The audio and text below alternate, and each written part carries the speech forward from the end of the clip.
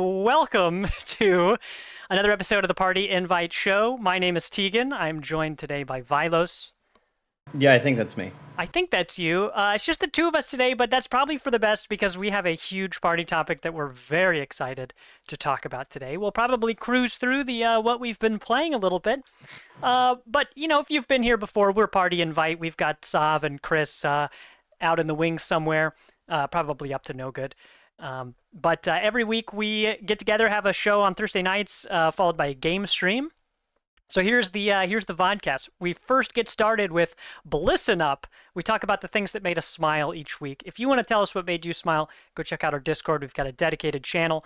It can be gaming or non-gaming. And this week, mine's short and sweet. I was out driving, and it's warming up. People are out mowing their yards, and I saw a dad mowing his lawn with a little electric mower, which is probably the only way he was physically able to hold his daughter, who is hanging on, by dear life with her arms just wrapped around his head. He was mowing for at least 5 minutes while I was in the area. I don't even know if he broke a sweat, but that dad is a trooper. Shout out to that guy. Yeah, so that really made me smile.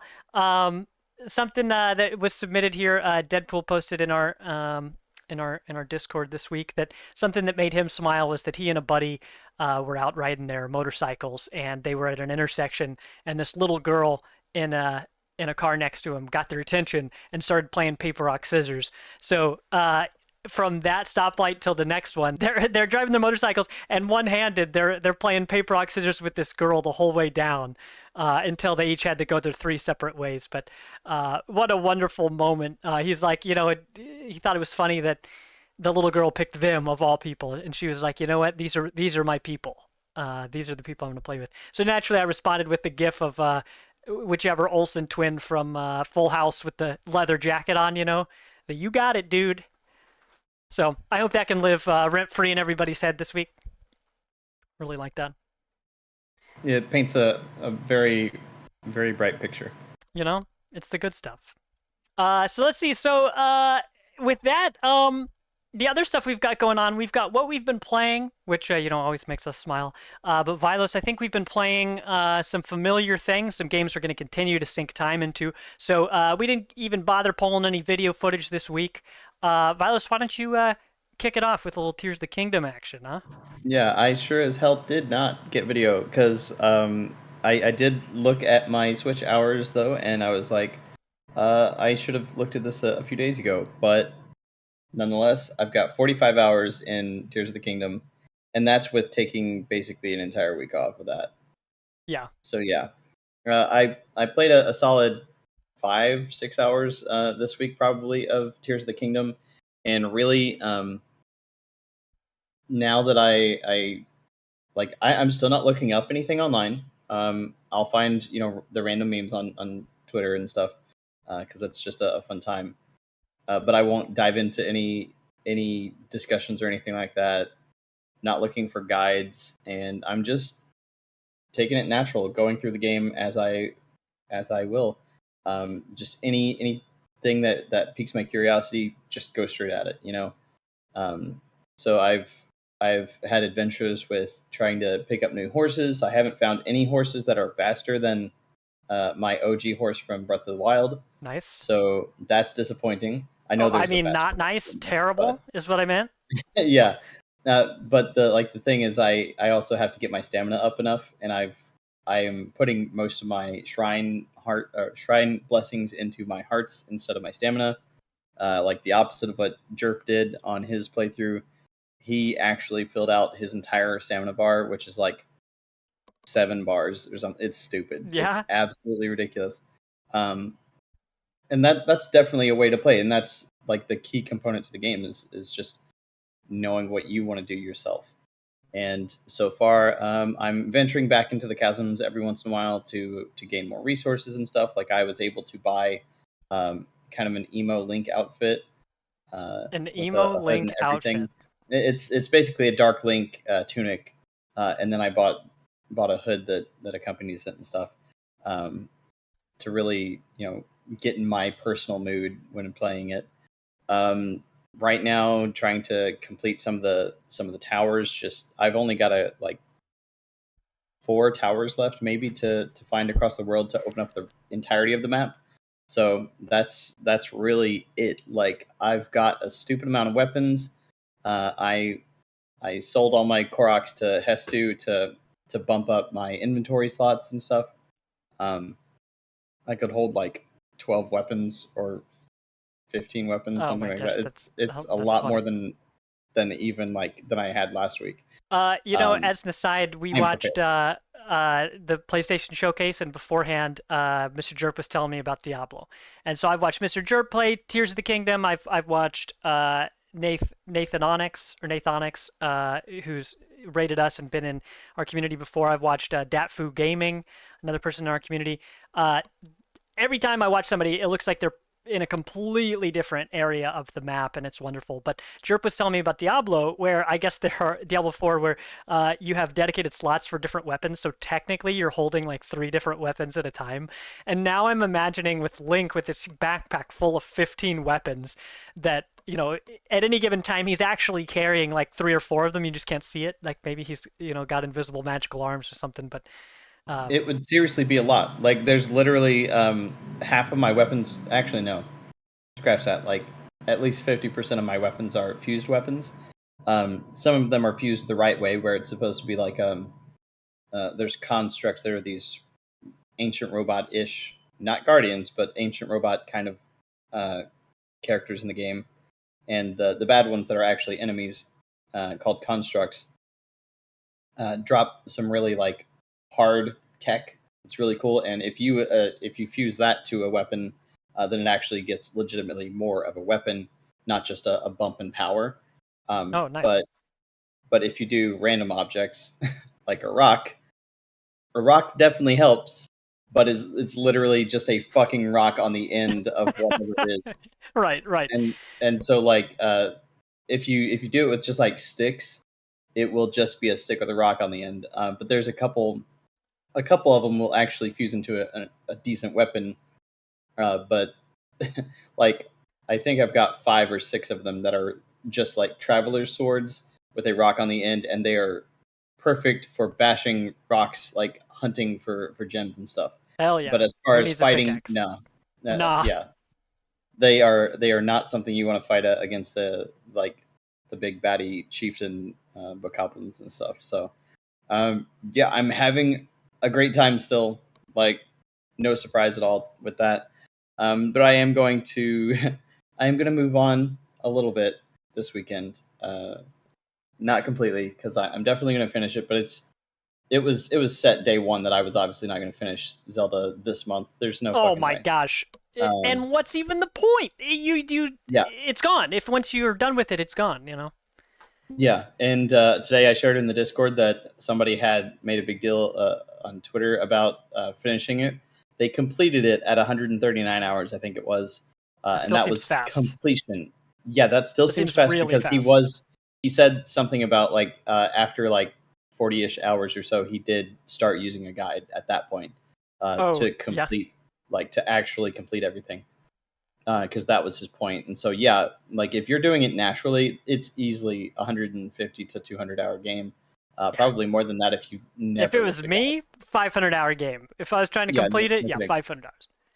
Yeah, and so this weekend I'm gonna play Planet of Lana because that just came out on Game Pass. So Hashtag Game Pass. There we go. and so far the how long to beat is saying around 4 hours, so it's actually much shorter than Ori, which is a little bit unexpected, but still like same length of like Inside or Limbo or whatever. So perfect size, bite sized game.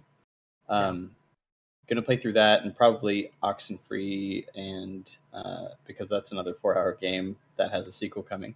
Are you replaying that? You've beaten that before, No, right? I Oh, you've never never beaten went it. to Oh, watch it. great. Oh, you're in for a treat. Yeah, play it in a dark room. That game's fun. Yeah, I know that I I will never beat it absolutely love actually, but it was a funny thing.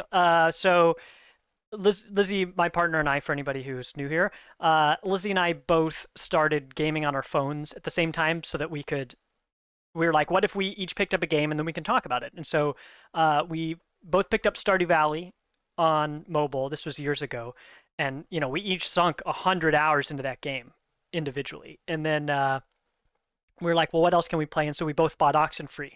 And I got about halfway through it, and then she cruised through it, and I just immediately beat it. And I was like, "What? I can't even talk to you about it anymore because you're finished. You already know how it ends."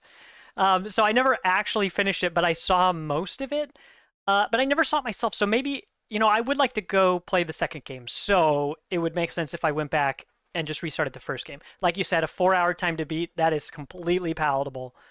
1 or 2 session. Well, 1 or 2 session thing if you're really focused. I'm not. It would probably take me 10 hours. It's a carry-on situation for you on that one. Yeah, well, I play everything slow. I do most of the things in my life very slow. I barely even speed, So, if you want to know the long time to beat, whatever if there are two numbers on the completion time, I'm a little bit further than the biggest number. Damn. Every time.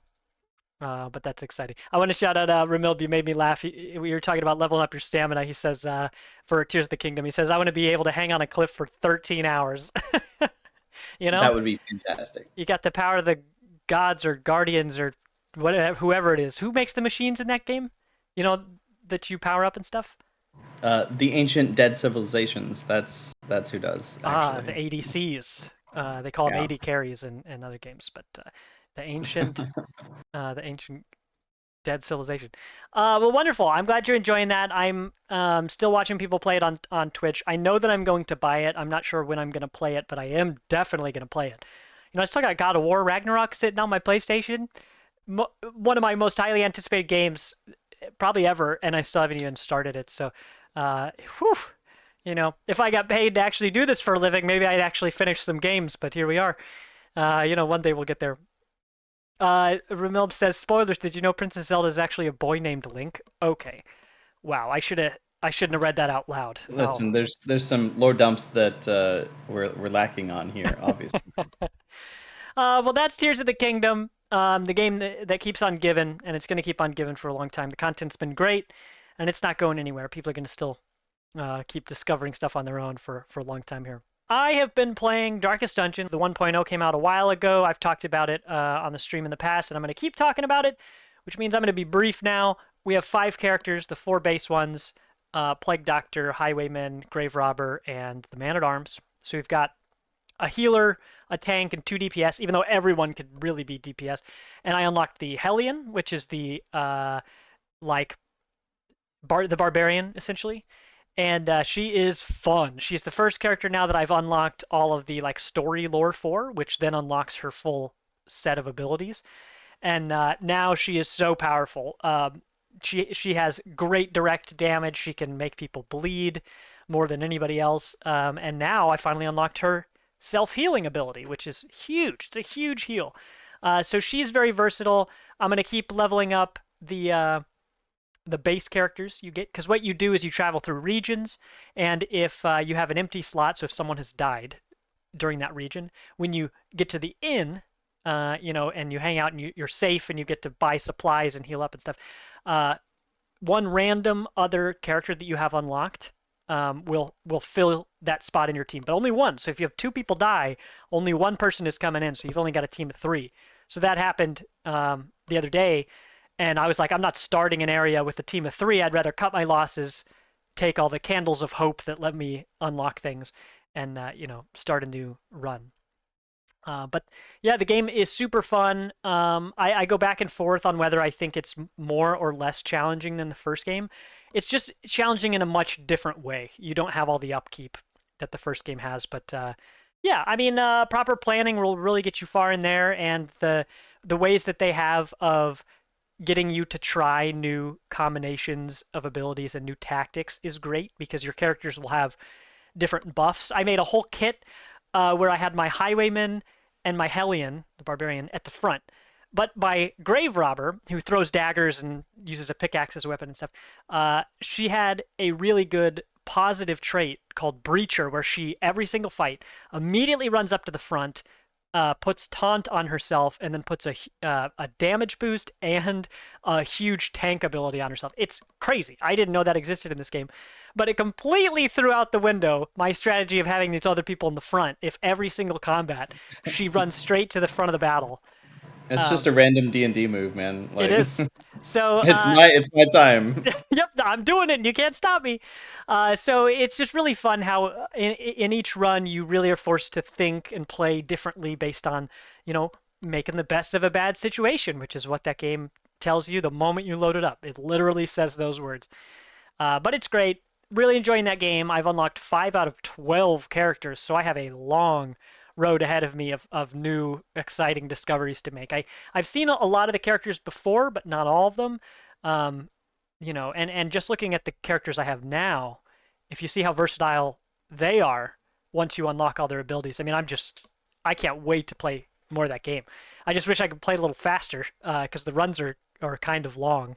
And what did I just tell you? I play everything slow, so excited to play more of that. I mean, there's a lot of streaming of that in my future, probably over the rest of the year. Yeah, Darkest Dungeon 2, it's solid. Highly recommend. It's on Steam for $40. It's totally worth it. The other thing I played very briefly was Marvel Snap. I only played long enough to really get through the tutorial and play one PvP battle made by the people who made Hearthstone.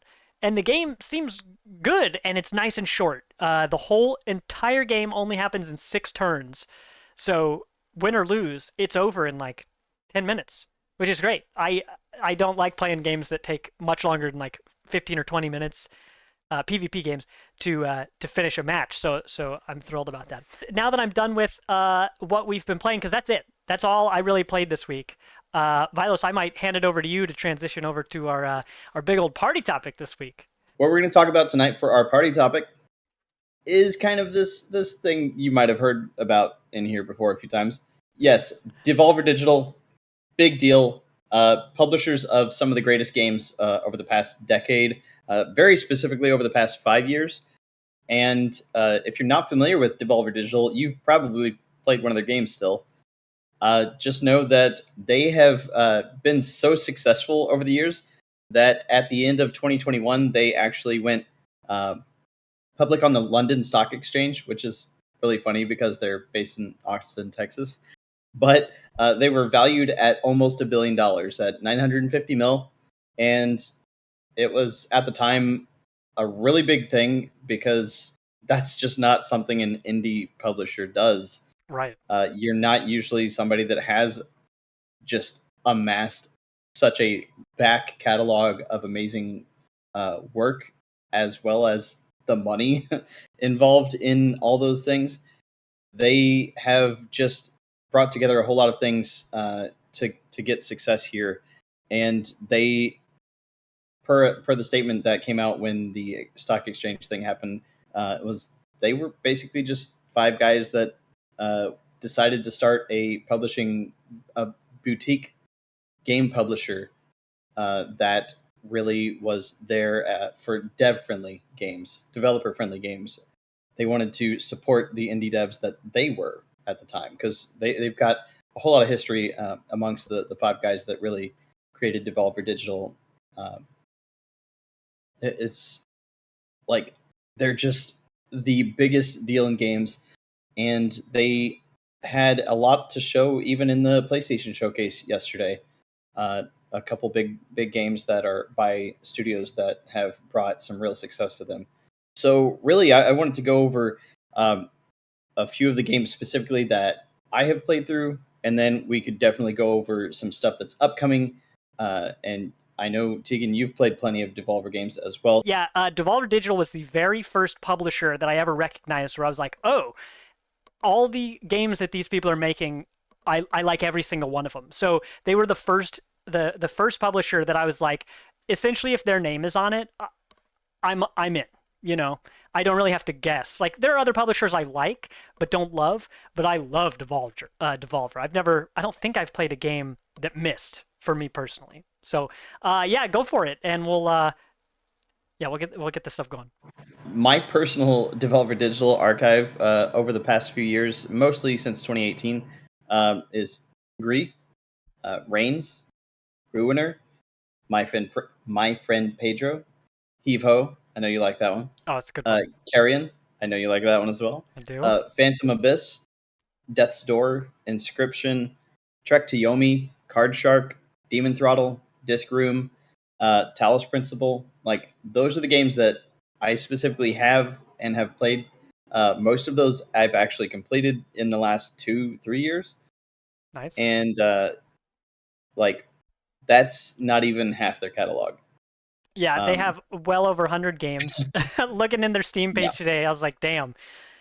If I had to guess, I probably would have said they had like 60 games, and they have almost double. I think it's 118. It's yeah. wild. I think 50 of them were just in the past 4 or 5 years. It's wild. Um, but they work with a lot of different dev teams. They've kind of amassed a lot of people on their own, but they're not the ones sitting there specifically creating these games. They have outstanding artistically creative dev teams like Nomada. Nomada is the one that made Gree and has the upcoming Neva. Doinksoft, Great which name. A wonderful name. yeah, Doinksoft is behind a lot of different things. I don't know why I'm completely blanking right now, but Doinksoft has a lot of stuff. They've even had their hands in little things like Triangle Strategy for like the graphical side of how the 2D HD stuff came to fruition. And Deconstruct Team, uh, I think that was the one that was behind Demon Throttle and oh god, like 4 or 5 other titles that they've done. But like a solid 4 or 5 of their teams that they work with on a consistent basis pump out 3 to 5 games over the course of the last 3 years, and they're absolute bangers almost always. And Devolver's publishing efforts, that it's not just money, even though money is a huge thing there. They get very creative with their marketing efforts. They rarely produce bad games though, and there was only one that I really like came to mind when I was going through the list of games. So the one game that came up in my search as far as the bad games, quote unquote, there was actually a game called Sub Rosa that came out a few years ago, that the lead developer kind of ended up. I think he's in prison now. Oh, that's Um, bad. Yeah, because he was a part of a conspiracy to assassinate Biden, apparently. So, We've yeah, all been he there, released. you know? That's Oh, just of course, that's yes. just Mhm. that's game development, you know? I think it happened in 2021, somewhere between 2020 and 2021. Like the lead developer of Sub Rosa apparently, like did the whole typical American terrorist thing and Classic. was just spending all of his time on Reddit and creating this subreddit of hate and bigotry. And so eventually, when he was finally indicted on charges or whatever, um, they the dev team that he did have and Devolver had to officially say, we're kind of parting ways. Like Devolver's put their stuff into the game, and we're kind of just gonna let this one go. Yay, So woo. That's a the big game I collar think tug. is yeah, I think it's still technically in early access on Steam, which is funny, sad, you Man, know. we could do a Um, whole show of games that that had to abandon ship when their mhm. leaders just turned out to be, shitbags. Yeah, it's definitely something. But again, that was actually a pretty isolated incident for a team the size of Devolver. They've hit so many different facets of the indie scene, but in the end, the whole point is that they are that dev friendly source of inspiration, of money, of Yeah. marketing expertise and genius, for anybody that's actually not just a player, but has any kind of interest in actually getting into the industry. I highly suggest if you're a Twitter user, like go look up seriously Clara. Um, Goes by Clara Cia on Twitter, and she's let me get her title right. She's new biz plus senior influencer strategist. She's a huge part of the Devolver brand, really. Like, She when Inscription came out, which we can talk about. Inscription is a wonderful game. You know what? I'm just gonna get the video going if I don't break everybody's eardrums. Inscription is a wonderful game that you can't actually talk about without spoiling it. There's really, I mean, you can watch the trailer, but I can't really tell you anything that happens in it besides it very much rewards experimentation in it. And so she kept tweeting screenshots of Twitch chat when people stream the game on day one. And so that was just, I just thought that was such a novel approach to marketing the game, to just be like, I'm not actually going to show you the game. I'm going to show you just these emotes, like the wild reactions in chat. And honestly, seeing that kind of thing, I was like, that's enough for me. Like the fact that everyone can have such a strong reaction to whatever's happening in this game is wonderful. But it's that like non-linear, I don't know if that's the right word, approach to marketing. It's just not what everyone else is doing, and they're very good at that. There's her and Victoria Tran over at Innersloth Games for Among Us. They're both. Yeah, and they're literally besties. So Oh yeah. they actually have that connection there. Um, it's they really do pull together a really smart set of things that's not typical of every other company that you're seeing. So um, and they kind of started the snarkiness as well. So the one of my favorite things is the snarkiness of Devolver. Like one of the things just randomly on their press releases, their actually it's called propaganda on the Devolver site, by the way. Nice. On their propaganda, it's basically their blog posts talking about announcements and stuff. Like, for example, download Devolver Tumble Time on your mobile device right now, idiot. That's the title of one of them. Like, they will shit on you actively, and then like the next one will be like, oh, the game is releasing on this date, and it's like a normal release, and you're like, wait, what's going on here? Like, Yeah. you're not a normal company. What are you doing, guys? And of course, we've got all the presentations that they've created. The infamous the infamous NFT one. What was it? Was that 2 years ago at Summer Games Fest? Now, Boy, I'm not sure. Uh, I mean, they're always just doing wacky stuff. There's the infamous. I've got the video over here. The Max Pass Plus presentation that they had in the middle of E3 2 years ago and 3 years ago, I think, which you don't even need to like video games to be able to enjoy that showcase, because it is just, it's like it's like Adult Swim humor. It's like abstract but well written and just completely over the top. Every single part of it is turned up to 11, and they know exactly what they're doing. Uh, yeah, big fan, big fan. I'll get a link to a couple of these here in chat so you can watch them on your own time here. But yeah, what a joy those are. yeah, I mean, the second that you hear that something's a non-fuckwithable, uh, Yeah, like that sticks with you for a while. So what I know that we can definitely get to the upcoming ones here in a second, but what games do you want to talk about? Because I think you got some Cult of the Lamb at least to talk about, right? yeah. Cult of the Lamb. I actually did pick that up again this week. I dusted off the Switch for the first time in a while, and that game rules. It's got the whole, it's got everything going on in it. It's got the hack and slash dungeon element. It's got a great style of that. You're the last lamb, and you take up the power of he who waits, and you go slay his enemies and all this stuff, and you make your own cult. So you recruit your cute animal friend followers to build a town. So I spend most of my time not even doing the fighting, but just doing the management sim stuff, like the village management stuff, because it's like such a relaxing loop of like, oh, people are praising your statue, collect their devotion to upgrade your character, or uh, somebody's old, you can either wait for them to die on their own, but my cult, because of the options I've chosen, they hate it when people die of old age. Instead, you should sacrifice them. And when they are sacrificed, they're happy to be sacrificed. It's great. Everyone cheers, including the person being sacrificed.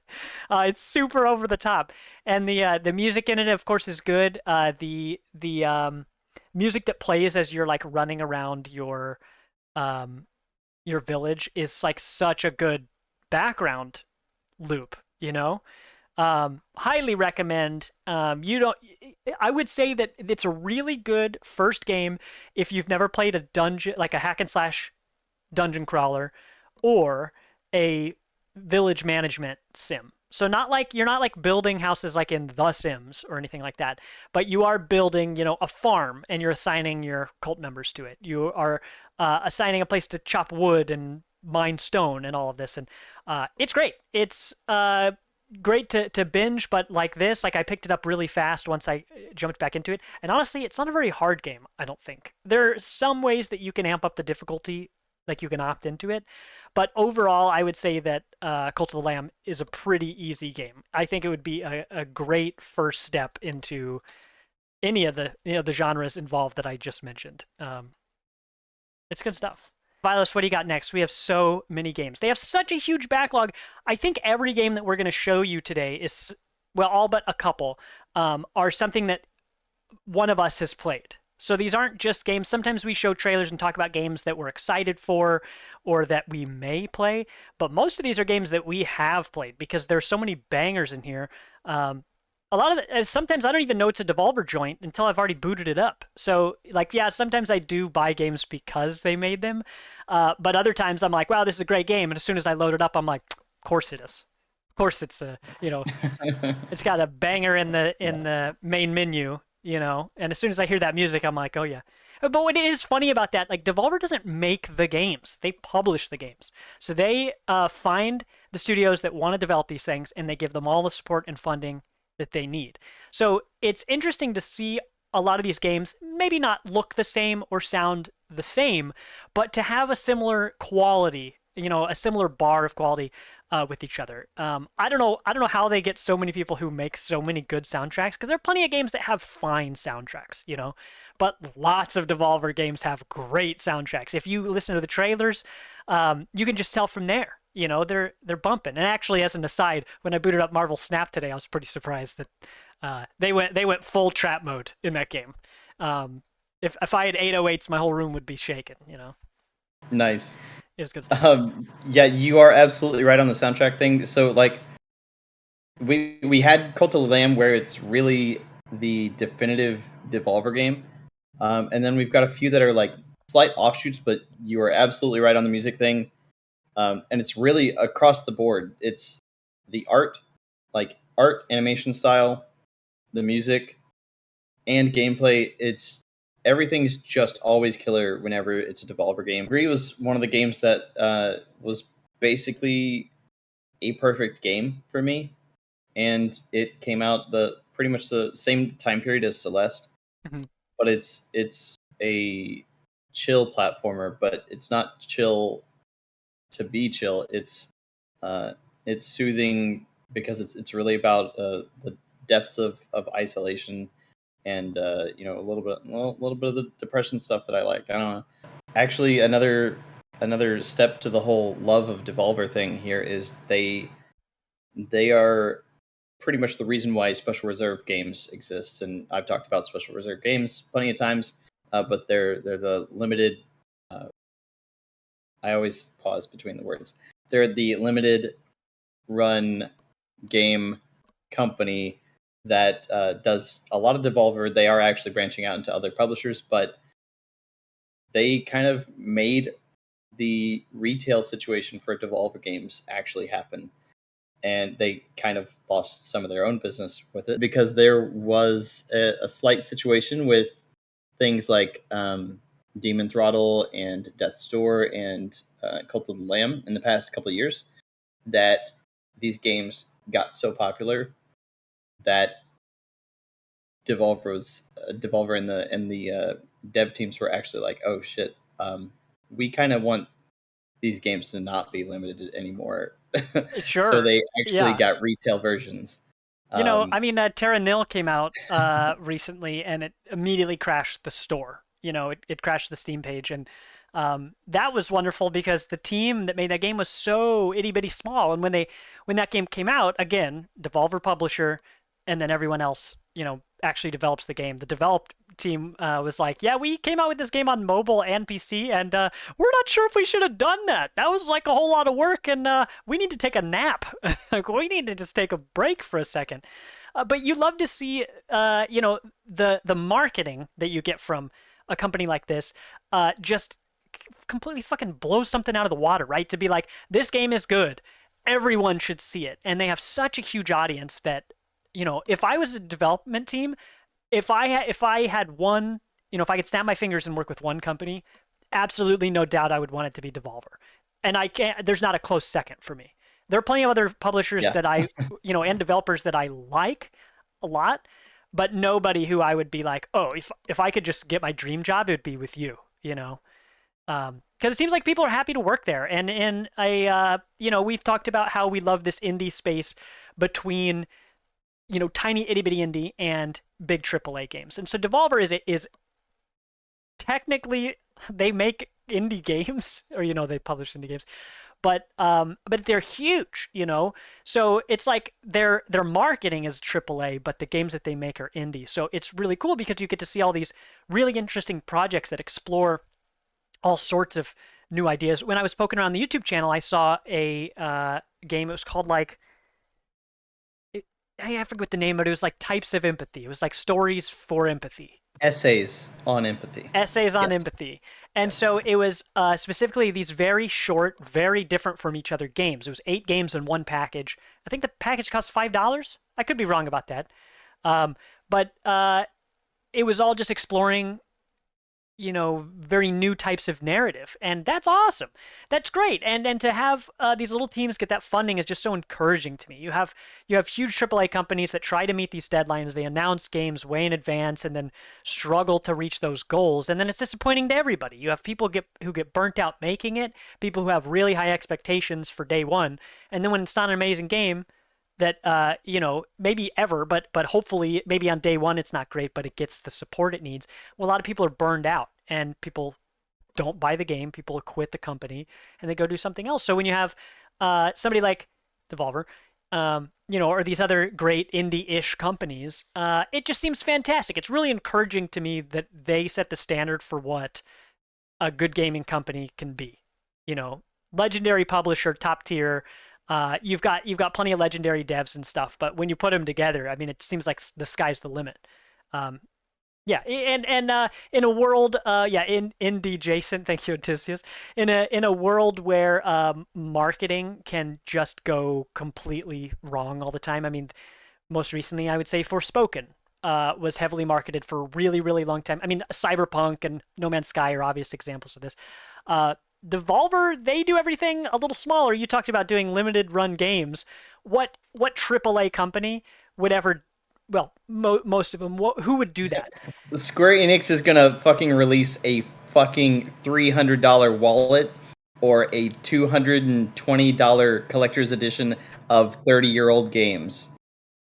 Yeah, they are not the same. They are Exactly not the right. same.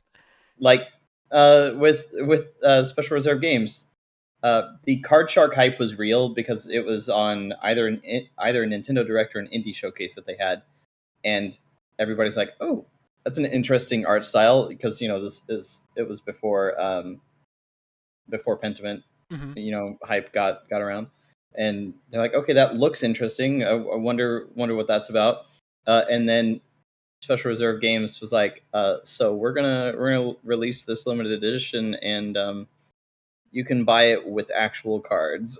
Yeah, And it was the actual trick cards with a little. It's had like a little explainer of how to do the tricks that you actually see in the game, and it's like, how am I not gonna buy that? Like, right. now I'm extra hype for the game, even if the game is like slightly disappointing. I'm gonna have these cards that Because I it's so could cool. actually learn these real card tricks, um, and present them in real life. And it was beautiful. Like, the artwork was amazing. Uh, it matched the game and everything perfectly, and it showed that there was a clear passion behind it. In a game like Card Shark, you're seeing some uh, historical accuracy, which is surprising. Um, but you're also just learning fun new things in a way that, like, it hits a very specific niche in your system, like in your brain. It's like serotonin for very specific things, and uh, it's very emblematic of what Devolver picks up in their titles. Card Shark is super obscure. You don't see these stories specifically in the traditional old style shows that you might see, the period pieces and stuff like that. You're not seeing the same stuff that you're seeing in Succession and The Queen and things like that. You're literally learning actual card tricks that were actually used in the olden days. And if you're lucky enough to have bought like the Special Reserve Games card pack with the game, like you could legit learn these and do this in real life with your friends and just fuck around and find out all those good things. Um, That's so cool. and it's like the typical experience with a lot of these games. They are so sometimes they'll be in a genre that's overloaded. You know, like Greece kind of was in that at the same time as a lot of platformers came back to the fold, but they really still revolutionize a lot of things, and it's so refreshing every time a new Devolver game comes out. Yeah. Yeah, you're never really sure what you're gonna get. Let me show this this Bleak Sword one that we have coming out. We have an upcoming topic. I'm not going to tell you what it is because we'll talk about it again. But we've been looking at this Bleak Sword game because the visuals are so striking. Here we go. This thing. Just look at all the stuff that's happening in this trailer. You've got little pixel art character with this fully animate, well, 3D animated background, but the whole thing is presented as a diorama. How wonderful is this? I mean, you're hacking and slashing. You're in a cathedral right now. There's a chase scene. Like you're clearly moving, even though you're in the middle of the screen. Like this is such a novel way to present combat that we've seen in other games before. It's not like the actual gameplay itself is so unlike anything we've ever seen. It's just put in a package that doesn't look really like anything. Like it combines all of these elements that may seem familiar. We've just never seen this combination before. It's kind of like what I was talking about Darkest Dungeon earlier.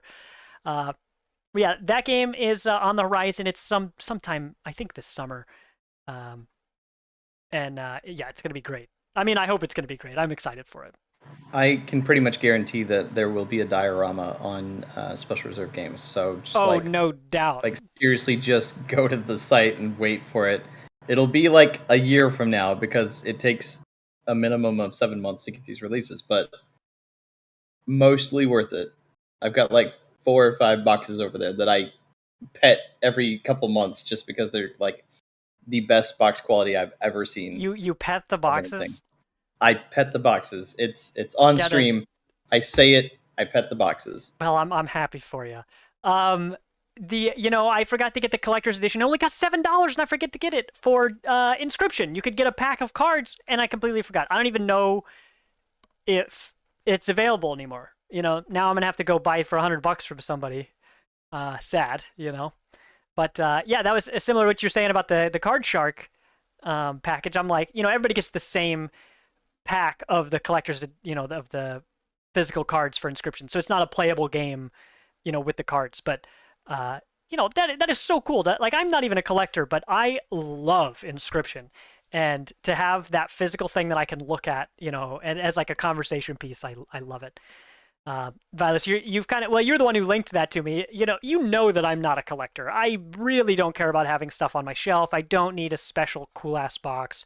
I mean, I thought it was cool that I got a map in the box for Skyrim, but that's about as close as I get to wanting to collect stuff. But yeah, when you showed me that those cards were only $7, like usually anything you order a collector's edition is at least $50, no matter what it is. And I had to do a double take to see the price, so that was cool. But yeah, they actually had to like make a really big deal on the website as well as Twitter. They're like, it's not part of a playable game, for God's sake, guys. Like, yep. don't buy like 20 packs. Just buy one pack just for buy yourself. one. Chill out. It's really funny. Yeah, I mean, well, definitely when I saw it at first, I definitely thought it was a playable game, and I'm like, bruh, am I about to own this whole set? Look at a legendary Mantis God, Oh my God, please though. What else do we got? We have a million games here we can pick from to keep showing the trailers for. let's see. Let's show a trailer for Angerfoot. Angerfoot is a game that we played earlier this year. Chris demoed it on stream from the It's so Chris. funny. It's so over the top. Everything is you just kicking everything. Um, when you get through the first like series of levels, you find out that the like quote unquote damsel in distress that you're trying to save is just a really nice pair of shoes. That your character has given a name, of course. Uh, but so super over the top, doesn't take itself seriously at all. Not even 1%. And you look at the visual style, and it actually looks like that in the game, and it's wild that it does. Yeah. Let's see. We saw the Talos Principle, which like look at this. Look at this game. Just super actiony. You have a shoot button and a kick button. That's your whole loadout. You know. I think maybe you can throw those cans of sodas or something. Um, but that's your whole kit. Then on the other side here, where can I find it? We have the I'm not Talos seeing it Principle. The Talos Principle, which is like it's almost like The Witness. It's almost like a visual puzzle. Like it's a 3D. You're exploring a 3D world, but you're trying to solve environmental puzzles to unlock the story. If it's like the first game, then I think you're like the only person you see in the world. But I have not played Talos Principle. I've only played The Witness, which is not made by Devolver. But you know, if you play one, then the first thing that Steam's going to try to recommend you is the other. It is very similar, but like just breathtaking. And if you are a fan of like physics-based puzzles, like just jump in. There's nowhere to go wrong, and it's got a very strong narrative, um, which I mean leads to a few of the other things. Um, Devolver isn't necessarily known for their narratives, but it's funny that going through the list, I was like, oh shit, I keep forgetting that they created the Reigns card games. Yeah, I played those And on my yeah, phone. you played, I played Reigns Her Majesty, I think is what it and I was. played the Game of Thrones one, which was funny. Uh, and they're like the most not wholesome, but like just a natural, easygoing mobile type experience. That's just like this is just perfect. That it costs like $3, you know, $4 maybe at its absolute highest, probably. Yeah, Um, and it's something that you just it's a video game. Play it for an hour or so, maybe 2 hours, and you're good, and you never have to worry about it again. It's freeing to play those kind of games. it's great. They designed at least the. I think they're all a little different, but the one I played, Reigns Her Majesty, the UI looks just like this that you're seeing right now. Um, it's like it's designed to be like Tinder. Like it was kind of designed halfway as a joke, where you make your decisions by swiping left or swiping right. So you know, someone asks you for help, you're the queen. Hey, do you want to help me? And I say, no, actually, I don't feel like doing that. Well, maybe way later on in my run, because it is technically a roguelike, uh, that person's going to show up and be like, you didn't help me when I needed it, and my child starved to death, and now I'm going to, rise up, and we're all going to storm the castle and kill you. And so by upsetting certain people enough, they will show up and murder you. You know, if you upset the church enough, they'll just have a coup. You know, if you upset the people, they'll just have a riot. If you run out of money, I think your people starve. Yeah, a lot of look here. The death sequences, lots of ways for them to murder you. But a game that just builds on itself all the time, so you can start with zero knowledge, and everything you need to know is going to be unveiled to you step by step over the course of like I don't know 5 or 10 minutes. I want to say is a run, and you get as far as you can, and you unlock new pathways and see new characters and all this. But um, just a really clever game, and the fact that it's on mobile, and you make decisions by swiping left or swiping right is just too novel, you know. It did make Game of Thrones a little bit funnier. Like it made the consequences a little bit off because I think I played it during like probably season 6 or so when a lot of shit was like done, and so Oh the sure, actual the story in the game was like a fraction, you know, of the full thing. But it was still funny seeing the characters that you know and love, and it's like I know what's gonna happen to you. Should I make this choice? yep. And just like doing the opposite and then maybe playing through straight because you know where this character's line is going to go down the way, and it was just really funny because it does have all the death sequences and stuff like that in there. Just like perfect little escape. Yeah. And with that, we come up to maybe a couple more like difficult things, like Disc Room. Oh Holy yeah, crap, a nice, love a it! real cozy game, huh? Absolutely cozy. You theoretically, if you're really good at it, you can finish it in an hour, but you're not going to be that good at it. No. I think I beat it over the course of maybe 4 or 5 hours, taking my time after it hit a certain wall because holy crap, Disc Room is intense. But if you are a fan of something like Smash TV, I felt like there were a lot of similarities there. You're just presented with a 2D environment, just a 2D puzzle level, just a square. That's it. And things start happening in it. I think there are over 100 levels if you play through the entirety of it, of varying challenges. And once you actually beat the game, you can unlock like just a ridiculous mode that kind of opens up. It opens up a lot of accessibility things, but it also makes it where you can completely alter the challenge level, um, like the speed of your character, the speed of the enemies, the speed of this or that actually change like physics and stuff. Really wild stuff. Disc Room is on Game Pass still. I did check that out to be sure, and I highly recommend it. It's gory, but for reasons. If you're a fan of the thing, which will maybe get into Carry On again, Oh, um, I'll definitely get but Carry On up after this. Yeah. but if you're a fan of really fun like 70s 80s sci-fi, as this trailer shows, this is just an interesting bit. Like you are just this one scientist that ends up, I think it's a moon outside of a moon of Jupiter or something like that, Classic. and you're just presented in this horrifying room that locks itself, uh, and these buzz saws just start coming at you, just these extreme high speed discs flying at you. You have to avoid them at all costs. You can only get hit once. Like the there are like very mild invincibility frames, so like people that are fighting game fans even might actually be into this because it's Really? very intense getting into certain situations. Um, in each room you have to complete a certain task in order to get out of it and go to the next one. And you literally go up, down, left, or right after you beat it to go through the map. Again, just like Smash TV, and it's just so refreshing to play a game like that. It does get challenging, but it's even when it was very hard, like stupidly hard, where I could have raged.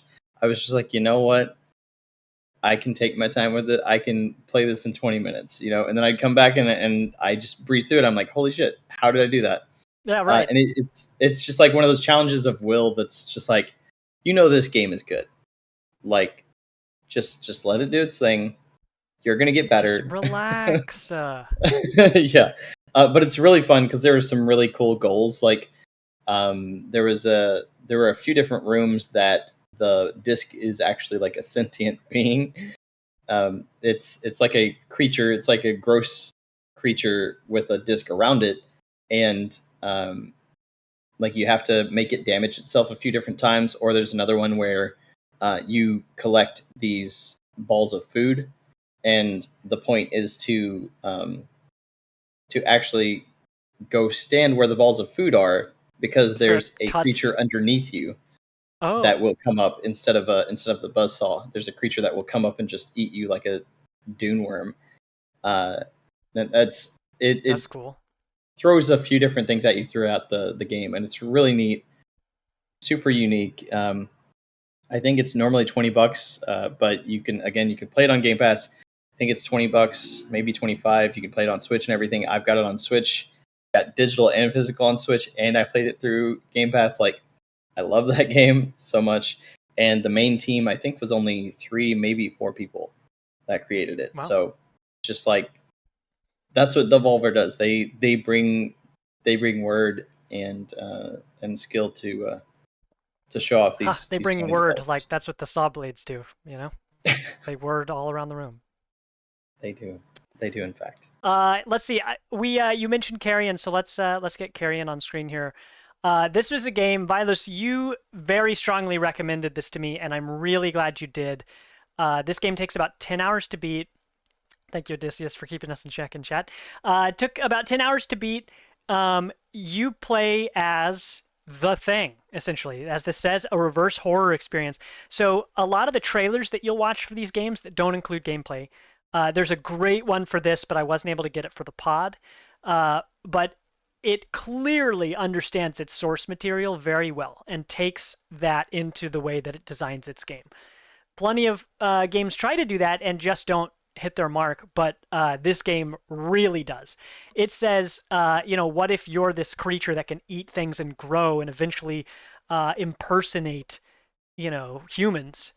If you're this thing, how do you get out? How do you survive? And so, in a 10-hour experience, you very gruesomely go and break out of this underground lab and unlock new abilities and all this stuff. It has this wonderful save point mechanic where you basically just pull a chunk of your flesh blob away from you and expand into the environment. And so anytime you ever die, that flesh blob will just spit out a new version of you. Even though it's all technically still you. You're a gross, beautiful, disgusting. It's not even a tentacle beast. It is just flesh. I mean, it's carrion. Yeah, it's just a mass. It's just a mass of flesh. Sometimes it's very strong. Sometimes it's small and slinks through air vents, or it picks things up and throws them at enemies. Sometimes saw blades, I think. But Carrion was just a really good horror experience. It's not a scary game. It's definitely a horror game, but it's not scary. Highly recommend. Is it still on Game Pass? I want to say it's off. I think it is. Well, we can find out later, but yeah, it was a big hit. Big fan. So that's Carrion. If I can do another one, this is a complete change. But Death's Door here. Death's Door was one that I did play on Game Pass. I never finished it. I probably got 2/3 or 3/4 of the way through the game. I only set it down because I had a bunch of other stuff going on in my life, so I couldn't finish it. But it deserves to be finished. I mean, this game is great. This says 8 out of 10 on here. I mean, I'd probably give it a 9 out of 10. Beautiful mechanics, this isometric world where you're this crow who is essentially, he works in like the Ministry of Death, basically. So people die, they walk through these doors and you like harvest their souls, essentially. And that's just the way of the world. That's how the world's supposed to be, it seems. But when someone kind of breaks that and one of those souls is not harvested by the Ministry of Death, your character gets tasked with hack and slashing their way through this world to try to track that down. So you've got these wonderful environments and puzzles. It's simple but satisfying. It really rewards exploring big time. And because the game is dripping with this beautiful aesthetic and wonderful, like, tight combat. Like, the combat really feels fair. Like, if you messed up, it feels like it's your fault. And so, I mean, it's not a crazy hard game, but it's not really easy. But very good game to play if you're looking for something you can play in, like, your living room. Like, this is very much a kid-friendly game, even though, it deals with death, but not in any sort of dark way, I would say. But yeah, Death's Door, really a good one. One of the more accessible, but also not weird games that they've made. It's not weird. Yeah, I mean, there's plenty of lovable weird things. But this is one that's family friendly. Yeah, Carrion is family friendly. No, it's not. Death's Door is actually the second best reviewed on the Metacritic list, by the way. Good for them. It deserves it. That game rules. It's got Lots an of these 89. games rule. What else have we got? I showed a trailer earlier for Devolver Bootleg. Devolver themselves came out with a pack of 5, I think, games that are all bootlegs of their own games. So, there's a game. I tell you what, I already showed the bootleg one, so I won't show it again. But I will play the Enter the Gungeon one. So Enter the Gungeon is an over-the-top bullet hell twin-stick shooter where you have all these crazy guns. A lot of the enemies are guns. Your health bar is bullets. Um, it's just so over the top the whole entire time. Um, yeah, just crazy. Yeah, everything's just turned up to 11. So this is Enter the Gungeon, and one of the bootleg games was Enter the Gun Dungeon, and it's just like an even more de-resed version of this. Um, It's Another wild that that could exist at all. they made a even though it wasn't their game, they made a Catsylvania, which is just Castlevania, but everybody's a cat. You know, as you do. And a bunch of other good ones. I can't even remember them now, but you know, just super over the top. They're like visit Devolver-published.com, and it will definitely maybe take you to the Steam store page for Devolver Bootleg. You know, it's crazy. I got one, Vilos. This is a game that you've been itching to play with the community for a long time, but nobody seems to come out of the woodwork when you're looking for it. What is it? It's Fall Guys. The game that I bought in 2 places and then played for 5 hours. Oops. Totally forgot that that was technically Devolver. Yep. Yeah, that's wild. Yeah, cruising around their YouTube page is a real trip. Yeah, a bunch of stuff. What was one of them? Oh, I didn't realize that Phantom Abyss was a Devolver joint. Yeah. So a side note on Fall Guys is that Mike Wilson, one of the founders, actually was one of the lead devs for Fall Guys, and that's why it was like part of the whole deal. It was part of their community of devs that decided to come together and not only create Devolver, but just create a game like this that literally reaches millions upon millions of people. And I still love this game. I still want people to play it with me. I own it, so I just need a good reason to jump in. I'll play with you. We'll get a crew together. I'm bad, and I hope that everyone else is as bad as me. Because sometimes I've watched our friend I'm Hyperfam, who normally streams Call of Duty, but sometimes streams Fall Guys of all games. And he plays that, and you can see sometimes people are playing at a whole nother level. They got an actual strategy. Man, all I'm trying to do is stay out of the lava. My strategy is just to not die. And they're doing all these things where they're like, you stand on the platforms that despawn or they break. It showed it was ice in that video. You've got all these platforms on top of each other, so you try to last as long as you can, and then you fall or jump down, and you'll see people like kind of working together and kind of not. That's just really interesting because like obstacle courses offer this really interesting social experiment. It says like, how well can you adapt to these? How well can you strategize once you're familiar with them?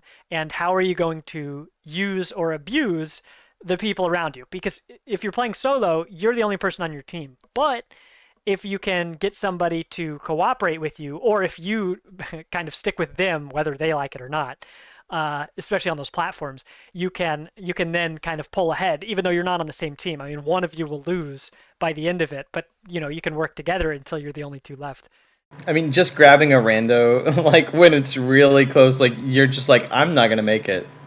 You're not gonna make it. And you just grab onto them, and they're just like, no, wiggling away from the. Yeah, it's so great, especially if you like. Griefing is not the name of the game, but it can definitely be a little bit of fun. Just all grief, out there. Yeah. What else have we got? They're just so many. We already showed Card Shark. Let's show Broforce. This is another game that completely understands its source material. You're not even going to see gameplay in this trailer, but this is a game where you take all of the macho men from, the 1980s and beyond, essentially. All of them are turned into characters with all their own unique abilities, and they're not all men. There are lots of badass women. They added Ellen Ripley too, right? Like, yeah, Ripley's in there. The woman with the machine gun leg from that.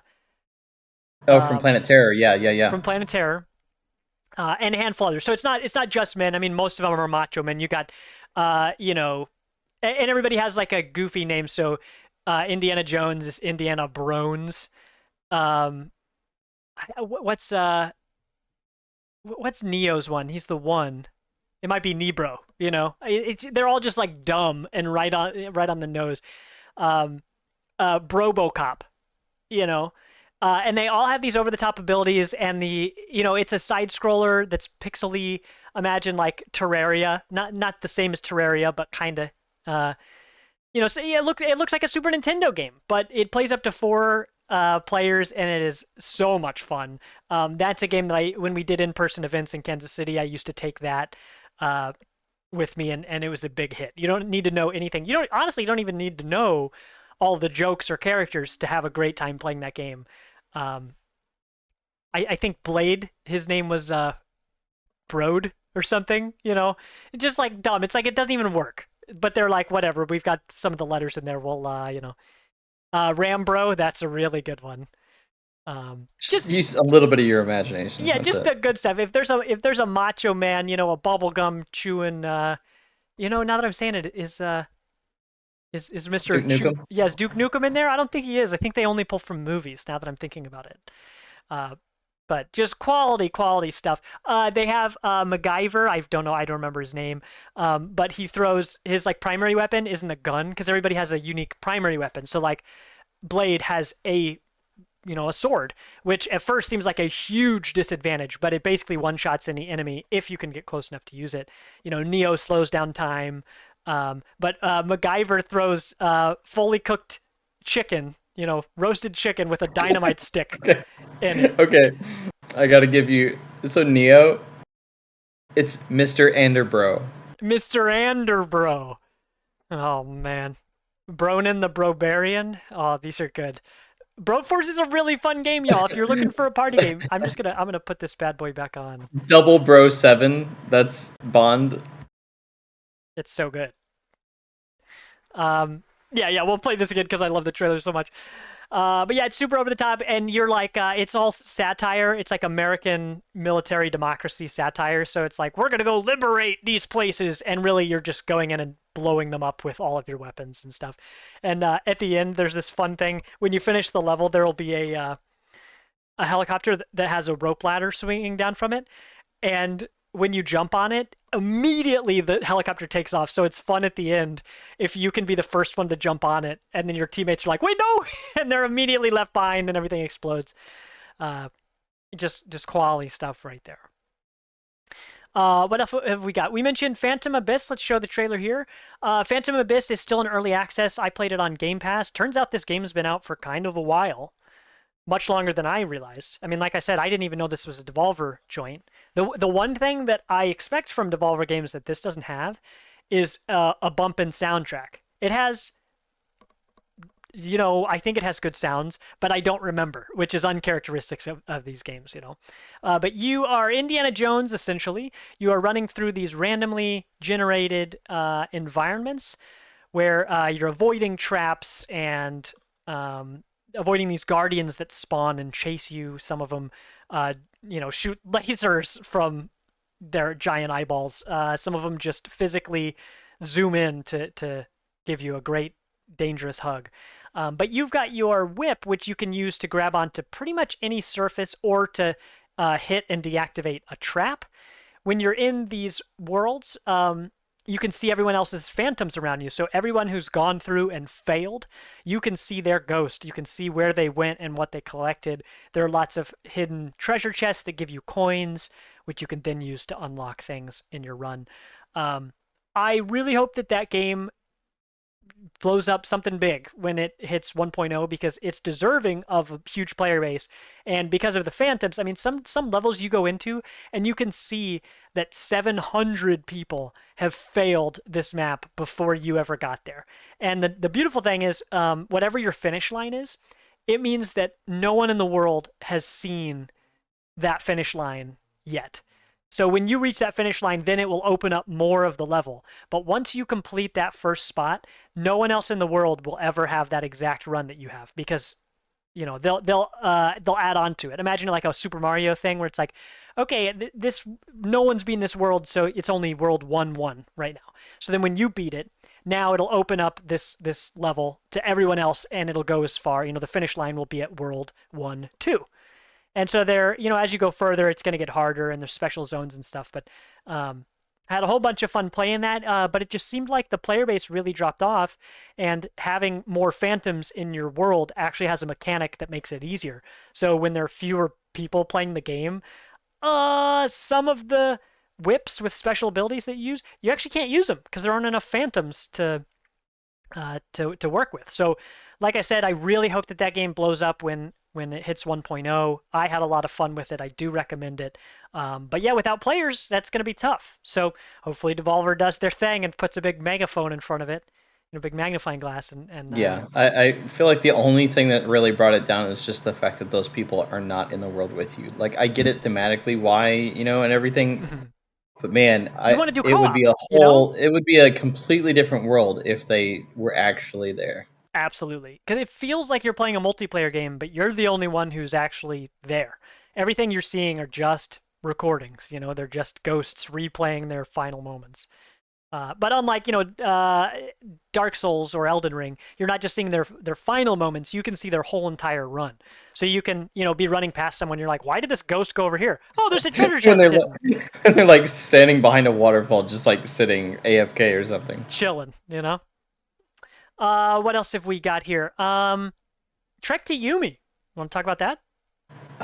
Trek to Yomi was so good, so good. I need to play it again because it's actually coming to Switch, or it is within the next couple weeks. It might even be next week, actually. Trek to Yomi is just phenomenal. Do I you mean, trek? Is it a journey game? no, it's technically not a journey game. Like, so Trek to Yomi is technically saying like you are actually going to end up. You're basically going through more of an underworld of sorts, to find your place in the world after some shit goes down in your village, and it's a very intense combat game. Period. That's what it is. That's what it's about. It does have a really great narrative, that I'm not going to spoil, but you do make a couple choices, particular choices in the narrative. But otherwise, it's really just move left and right and defend yourself Yeah. uh, against dozens and dozens of baddies. And it's a very complex, combat system. It's very satisfying once you get the hang of it. Um, the demo duo played it, and if I remember right, I think it was Cram, and it took him the entirety of the demo to get anywhere, towards confident with that combat. But it's a really good time. It's very cinematic. It's all about. It's actually got some like reels in certain moments Oh yeah. where I mean, we it's could like see you're that in here. You've got the playing a movie. let's see. I think further up ahead you could see it. Yeah, where it looks like these old, 1920s films where stuff's grainy and cuts out and you got lines on the screen and stuff. And it always comes up to a setting where it'll just spread out. The camera will just go wide to see you running across an area, and you just like sitting in wonderment. And I think there's a photo mode in there somewhere too that you Oh, can jump into. But that'd be good. it's just stunning the entire way through. It's not that long. I think it was 6-ish hours that I put into it probably.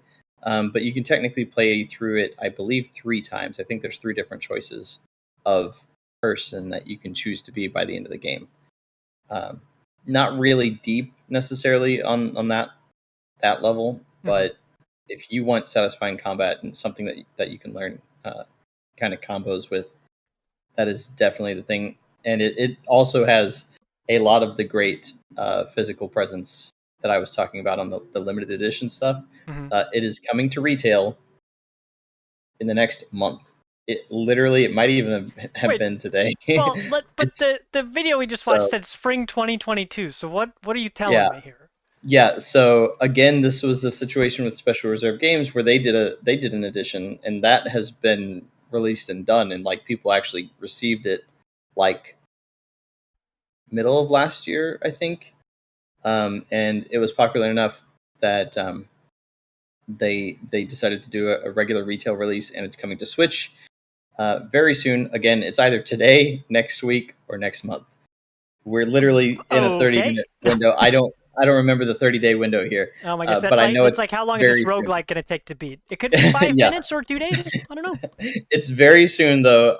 So I'm really excited to see how the reviews are on the Switch version, because that's really what I want. Because Special Reserve Games actually only did a PS4 or 5 version, but it was a really beautiful art case, um, with a an actual art piece inside, beautiful box and all that stuff. Devolver has vinyls for a lot of these games, and this is one Nice. of them, and it does have Oh a very really? nice soundtrack. It's not like mind blowing soundtrack, but it is like if you are into movies of the era that you obviously can tell here, it's something you'll want to listen to. It's definitely like if you want Ghost of Tsushima light, this is the game. Yeah. It's very satisfying. Oh, let's see. Yeah, we'll play some after the show here. I see it on Spotify, so yeah, I'll get a little taste of that. I mean, there's so many, yeah, just so many bangers on all these. I tell you what, I'm gonna queue up Ruiner if you want to keep talking to chat. I'm gonna step away for a second. Yeah, Ruiner is a game. Boy, I will It's tell all you. you can ask for. And this is another situation just like Trek to Yomi, actually. If you are a cyberpunk fan, Ruiner is a game that needs to be on your list in some fashion. It's an isometric action game, as you can see. It's brutal. It can be very difficult. Uh, Typically, anywhere between 3 to 5 hours is a good runtime for it. I think it took me closer to 6 hours because of one particular mini boss, but I think it's 6 bosses total, something like that, 6 or 7 bosses total. You're basically just fucking shit up the entirety of it. You have some mini bosses to fight in order to gain access to newer areas, but it's a really nicely portrayed cyberpunk world. An interesting, if not the most uh, unique story. As you are playing a nameless character at first, that is lovingly called the puppy by the AI that is helping you out, or is it no, it's not an AI.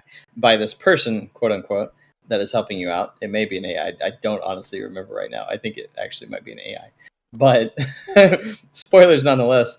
Um, Somebody's We're helping like, you how out. many games can we spoil in one podcast? Yes, let's do that. Somebody's helping you out through these different levels, though, and it's got some visual novel elements and really phenomenal artwork. But it's really just hack and slash, just go to town, and if that's what you want, turn your mind off. Like there's really no puzzles in this at all. It's very similar to my friend Pedro as far as like the just getting that guttural action feeling. If you want that, like it's just there. Yep, like I definitely nameless recommend it. baddies. You just go ham on Yeah, them. yeah. I mean, the mini bosses are super boss, not super bosses. I keep thinking Zelda and super bosses. Like, God, the mini bosses are really cool and they are unique. They do have unique tactics that you have to hit them with, but yeah, otherwise it's a lot of faceless, nameless guys that you're just mowing down for the sake of Well, perhaps the ruining them. corporation or something. It's called Ruiner for a Yes, reason. you are. Melvin Chat says, spoil every game, speedrun any percent. One of these days, I do actually want to do that. I want to just be like, you know what? I hit 50 game completions in a year, and I'm gonna do it.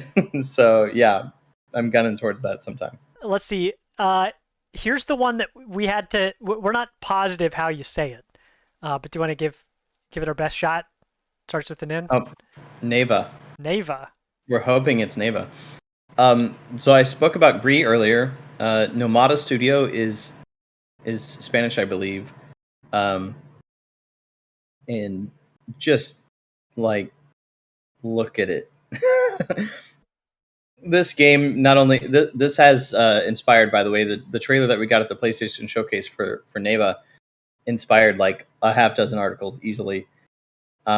Just a reminder, this is an emotionally charged, quote unquote, emotionally charged game, and that means emotionally destructive.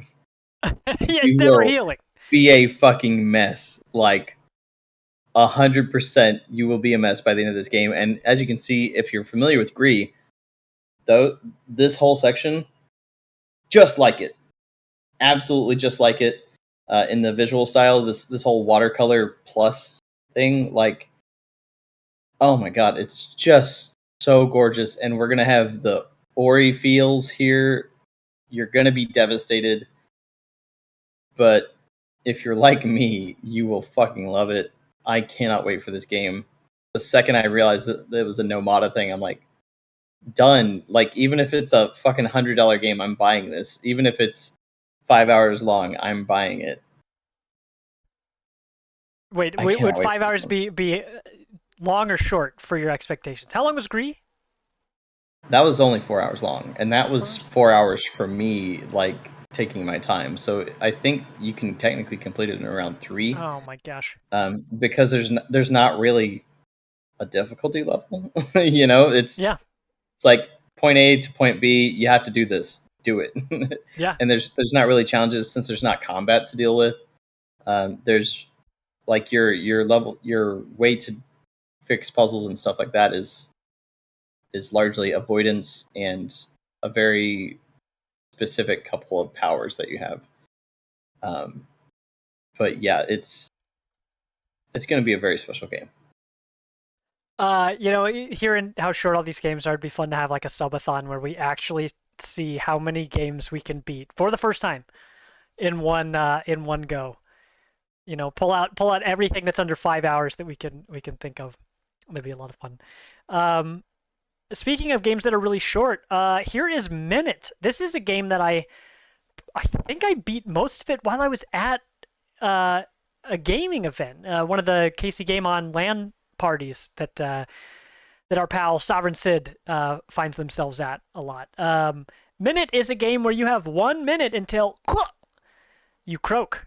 You kick the bucket and you respawn back at your bed. So you have 1 minute to explore and figure out, what in the world is possible so that you can take something with you or learn something valuable, um, to unlock something new to make progress. So you start the game every time. I love this trailer. Let's rewind this. I love that this time when he wakes up, he dies and he wakes up and throws coffee in his face. You'll see in a second. That's the best way to wake up. It's great. Why drink it? But this looks like an old Game Boy game. I think it has color in it like a couple times, but it's basically black and white. Plays like the old Link's Awakening game. You've got a sword that you swing and you do stuff.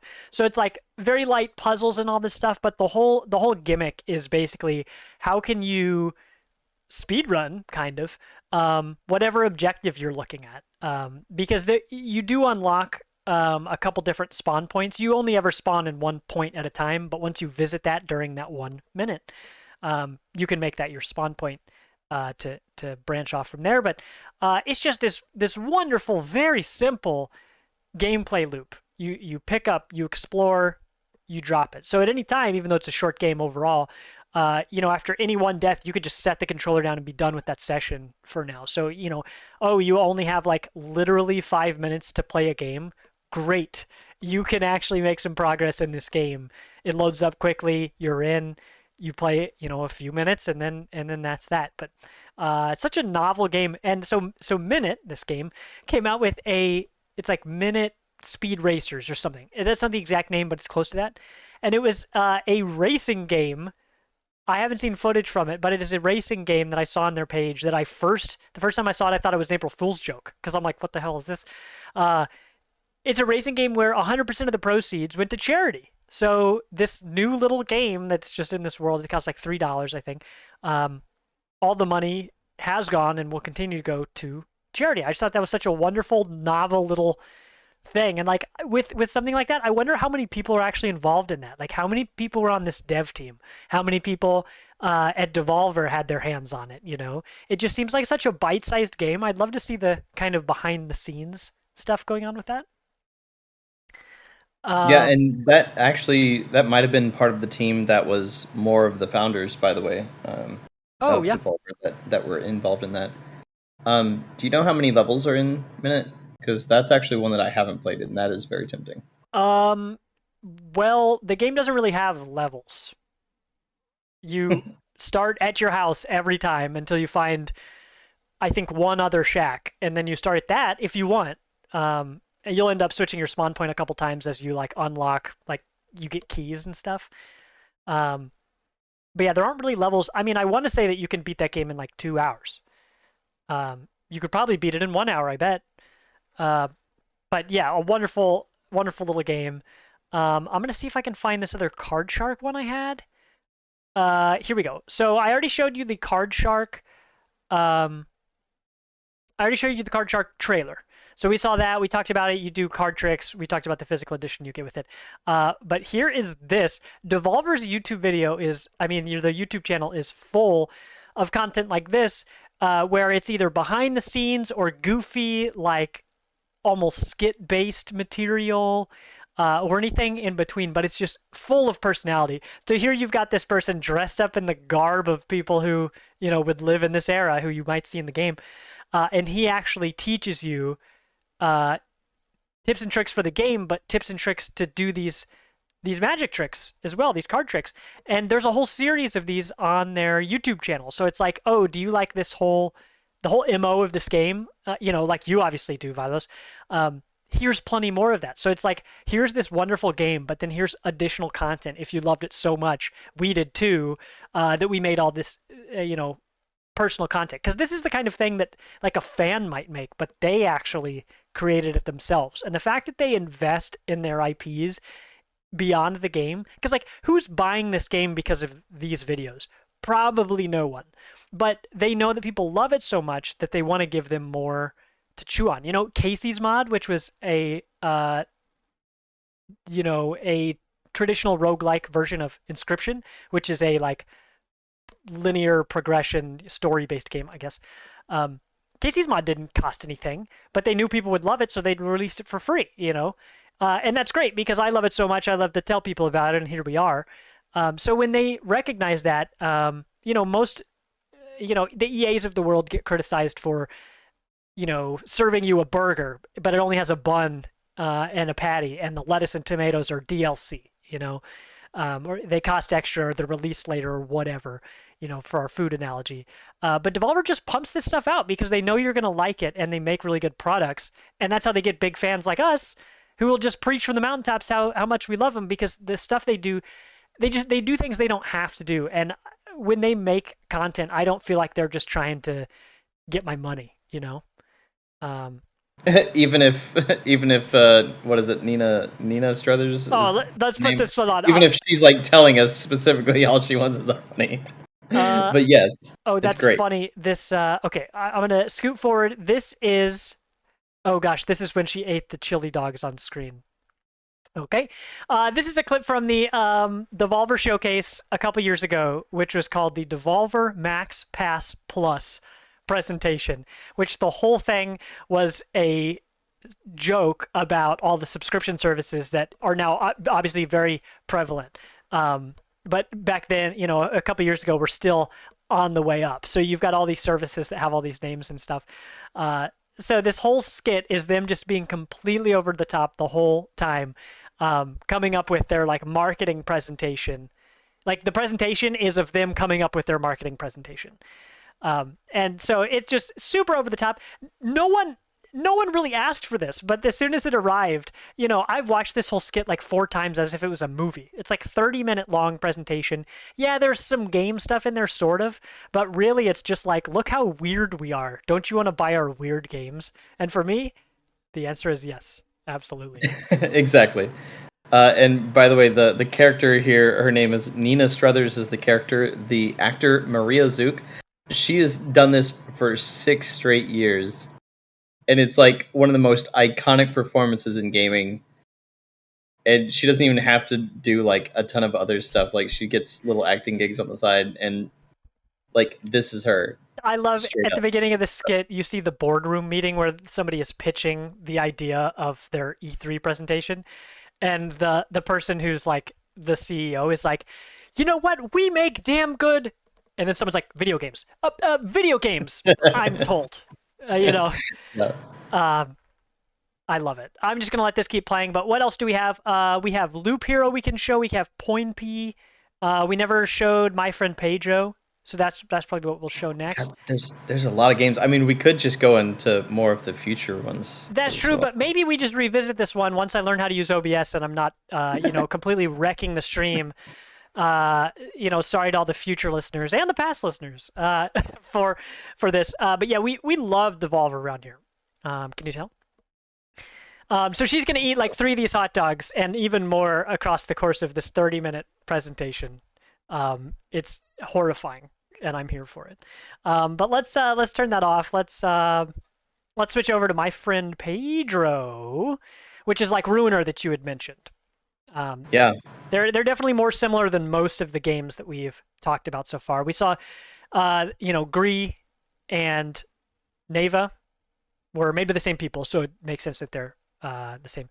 This one wasn't made by the same people as Ruiner, was it?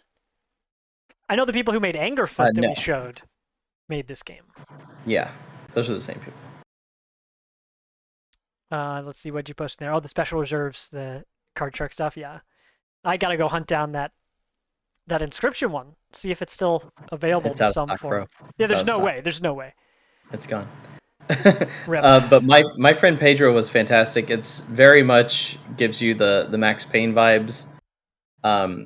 Just straight up side scrolling action, no ifs, ands, or buts. Like no puzzle solving. It's just survive to the best of your abilities. Your character is potentially going a little insane, which is the reason for the banana bit. And I really do need to finish it because I think I'm like not even an hour away from finishing it. There's a lot of levels in it, but they can get pretty difficult at times because you're dealing with so many dudes, so many bullets. They'll all of a sudden like shove a barrel towards you, and you'll just like not quite be ready. You'll turn on the bullet time and just go the wrong direction, And I'll fix my video here. I'm hiding in solidarity. Yo, check me out. I've discovered, I remembered today that if you're a Discord Nitro user, which is how we capture our podcast, that you can make a custom background. So hell yeah, I definitely made Inscription my background there. So yeah, the next time you go into a Zoom meeting, highly recommend. Being Leshy's Forest or whatever you want to call that. Yeah, boy, the woodlands. Really recommend My Friend Pedro though, and it's on everything. It's on Switch even, so yeah, get at it. Oh yeah, I should play that. I actually got gifted that back when Nerd Meat streamed here on Twitch. I won that in a giveaway, so it's sitting there, burning the hole, a banana-shaped hole in my pocket. So I should load that up. I'm gonna play this one, Loop Hero. It's a game I haven't played yet. It is a procedurally generated game. I mean, it's almost like an idle game, to be honest. Like it's designed specifically to be an idle game. Loop Hero, that's what we want. Let's try this again. Huh? Big money? This looks better. Okay, so Loop Hero, if you want to see another example of this like above and beyond marketing, I'm going to double check that this is the URL, but I'm pretty sure if you go to loophero.com, yep, if you go to loophero.com on a computer or your phone, I don't even want to spoil it for you. It's such a real treat. Just go to the website and scroll down. That's literally all you have to do. loophero.com and scroll down. It's a wonderful demonstration of what this game is, especially as an idle game. And honestly, I should pick this up because I even today as I was prepping stuff for the podcast here, I usually like to have something just running. I mean, I listen to music and stuff, but I've been playing mini motorways on the side. So it just goes and I kind of AFK and focus on stuff, and then I come back and I make sure my town is still prospering. Loop Hero seems like that for me. My friend is playing it on her Steam Deck, and she's really enjoying it. Honestly, a lot of the games we've talked about today would be great on mobile, either on Switch, like this one, the trailer I just showed you for Loop Hero was on Switch, or on deck. But yeah, solid stuff. Loop Hero, I need to check that out. I'll drop that link in chat. What else do we have? We have Point P. Point P is a mobile game that is similar to Downwell. Vilos, you pointed out for the show that Downwell is the #1 most highly rated Devolver game. That is a game that I bought on PlayStation and mobile. All you do is you go down and you have guns for boots, and you jump down and try not to hit anything. Pretty much everything kills you in one hit, essentially. And you go down, down, down, down, down, down, avoid the enemies, collect upgrades. It's a roguelike, and you go as far as you can. Your typical thing, but it's so simple and wonderful for it. So this game, Point P, is the same thing, except instead of going down, you climb up. All there is to it. It's very simple. Where Downwell has an old NES, or not even an NES, but a Game Boy style aesthetic, and you can change the colors on that. This one is very bright and colorful. I mean, check it out. As far as mobile game trailers go, it's about as good as you get, too. So big, bright, colorful. You're trying to climb upwards to escape this cat that's trying to eat you, because of course it is. That game is Poinpy. A weird name. I wonder where that name even came from, but a memorable name for a colorful game. And even though we've very obviously stressed that Devolver makes weird games, they're still seriously games for literally everyone. Yeah, there might be an age limit for some people like Carrion, but the genres they choose, they tend to make games that are really super accessible. So like Inscription, if you've never played a card game before, it's okay. There are only, I mean, it might be like a tiny bit difficult at first, but losing is not such a big deal. So, there are a limited number of things you can do. So as far as tutorializing the game, it's pretty easy. So it makes it accessible. If you've never played an escape room game, Inscription is also an escape room game. So it's got basic elements of that. I mean, Point P would be a great introduction into real mobile gaming. Like not just a freemium gotcha game, like a real mobile game.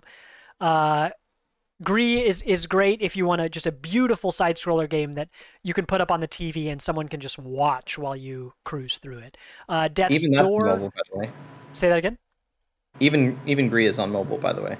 Oh, that's awesome. Wow. That's great. And so many of these. I mean, I could go through all these and tell you why they're a great introduction for their genre specifically. But let's see. I think I've got 2 games left here that we haven't talked about. We've got Gunbrella, which I'm going to show first, and then after that we'll talk about Heave Ho. So Gunbrella, I love the art style in this game, the lighting and how detailed this like steampunk environment is. I mean, it's called Gunbrella because your umbrella's a gun. What more is there to say, But in typical fashion, you're running around using your gun umbrella to as your weapon, but also your traversal item. So as a side scroller here, you've got lots of different enemies, different abilities. It's a puzzle platformer that in some ways, this is a great example of a retro game with modern sensibilities. So it looks like, a Super Nintendo game, but it has decades worth of game development sense that you wouldn't have had back then. So not only is it prettier for it, but the mechanics are going to make you feel good. I haven't played it myself, but I've had some friends who did. And wait, is it this one? Actually, I might be mixing this up with Into the Gungeon. How could I do that? They both have gun in the name. Silly me. But that game looks rad. And then the final one here is one that we jumped in. We shouted out Demo Duo earlier on their Extra Life stream with us last year. And shout out again. Actually, that's funny that we would talk about this now because Demo Duo and then Bats, who rated us earlier during the stream, were both our partners during our last year's Extra Life stream in November. So we had a whole weekend where we had huge segments dedicated. We could each do whatever we wanted. And Demo Duo said, we want to play Heave Ho. So they had Vilos and I on, as well as Bats. And we jumped in there. I don't think it's that much of a stretch to say that Heave Ho is one of the most fun party games I've ever played. You don't need to know anything about anything to understand. You're a goofy-looking character that swings using this physics engine to try to get to the end of the obstacle course. You've got 2 arms that can swing independently. You're swinging on walls and ropes and all this. When you're in multiplayer, it's questionable whether you guys are working together or against each other because it's really easy to just, oops, I let go of the wrong arm, and now we're just flying across the abyss. It's so much fun. So like very accessible. This was a game I introduced to my family one year, and it was an absolute hit. Because again, not only do you not have to know anything to play it, you can watch it and immediately understand what's going on. Your characters absolute chaos. Absolute chaos. Your characters can make fart noises, and when they blow or when they hit the side of the screen, Smash Brothers style, they just blow up, and whatever color their body was, that ink will just splatter all over the stage. So by the end of it, you just see a rainbow-colored stage because you and your pals have just eaten it so many times. Yeah, this game is a blast. I played this on Switch. Yeah, it says it's also on PC. Did that never come out for PlayStation and Xbox? I haven't looked up it. Man, everyone should play that game. It is such a great party game. It'll have you laughing out loud. It's really the good stuff. So there we go. So that's the limit of my ability to download trailers for today. And we could even revisit this later because there are even more games that we didn't cover here, and there will be. You know, if we come back here a year from now, there will be more Devolver games that we will love. I will say, I tried out Terra Nil. We mentioned that it crashed their server the day that it came out. It crashed the Steam page. That was actually a game. My partner is enjoying it on mobile a lot. You can play it if you have Netflix, which is still a funny thing to say out loud. That's the only way to play it on mobile. With a Netflix account, but she enjoys it. On PC, there were some UI issues I had, but the core of that game is like, you know, it's something I absolutely love, which is like, you know, leave without a trace. It's set up and repopulate and terraform, I guess, this dying planet. Basically, you've got trashed oceans, you've got barren wastelands, and you've got to drop your robot satellite stuff down onto the ground, you know, create life, and then leave without a trace. So you gobble up all the stuff that you put down to create life, and then you take it with you, and then you leave behind this beautiful environment. So because that game was made with such a small team, and they were like, hey, maybe we bit off more than we can chew by releasing this on mobile and PC at the same time. We're going to take a break for a while, so I'm going to wait for that to maybe get some quality of life updates here. With Devolver, I'm confident that it will. Like, I'm not worried about it. I just am a little impatient. So I'll be excited to stream that again soon after the PC stuff is a little more polished. But yeah, they just keep coming out with stuff that, like, I'll be interested in the game and I don't even know it's them. And then I see their name pop up and I'm like, you son of a bitch. It's you again. They got you. We meet again. Well, yeah, so we love these guys. I'm so glad we were able to have a whole podcast. And Vilos, you know, it's probably best that it's just you and me tonight, because if the whole squad was here, you know, this would be a 4-hour podcast just talking about Devolver. So absolutely. We have a lot of changes going on in our Discord right now. If anybody would like to join that, we have a dedicated area related to the show. That's everything from Blissin' Up. So you can tell us something that made you smile. Doesn't have to be gaming related, but it can be. We've got what we've been playing. We'd love to hear what you guys have been playing. Doesn't matter if it's anything we've mentioned or anything that you think we would like. We'd love to hear it. We also have a section specifically for our topic each week. So if you want to see what we're going to talk about next week, you'll be able to see that before the podcast at some point, and you can contribute to it if you have input that you'd like to read us on. You would like us to read on the show. That's the place to find it. So here's a link in chat. It's discord.gg/partyinvite-show. We'd love to have you. Got a lot of good people in there, like Odysseus here in chat. Yeah, Odysseus NSJ. You should follow him. He's a mod and streams on his own channel. We have Fuzzy Man Peach, wonderful community member, and a whole bunch of other people. So we appreciate you guys sticking with us this far. I've been Tegan, and that over there is Vilos.